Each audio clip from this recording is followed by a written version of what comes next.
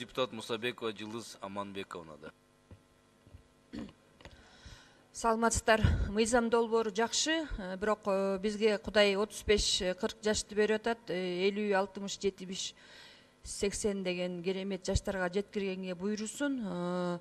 Ошентсе да мен айтайын, бир акыркы 2 жылдагы бир тенденцияны байкап атабыз да, бул министрлик, ошол эле учурда өкмөт, мына сиздер мугалимдерди коргобой атасыңар.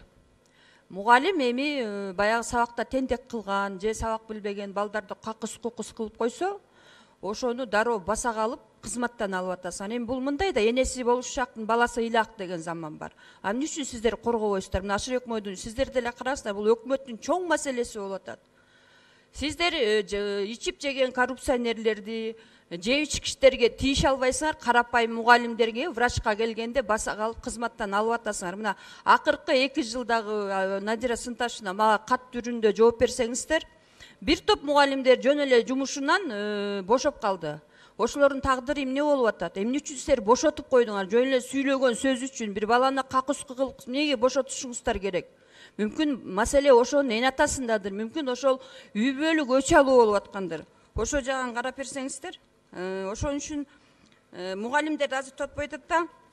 Ашырбек Мойдунович, дагы бир экинчи маселе бар. Сиздерге да, өкмөткө да тиешелүү да. Көп жерлерде кайрылуулар келип атат бизгечи.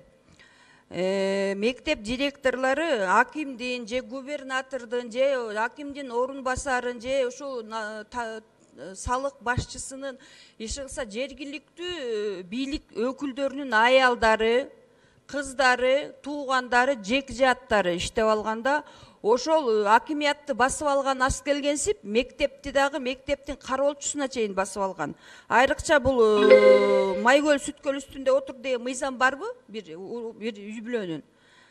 Бул нерсе акыркы кезде Бишкек шаарында өтө күч алып 10 секунд. Кош берип койсоңуздар. Бизде эми мыйзам жок да, бир үй бүлө мүчөлөрү баягы өкмөттүн кызарган жерин басып алып эле иштей берсин деген. Же ушундай мыйзам барбы? Мен ошол боюнча каттарды берейин, силер карап бергиле.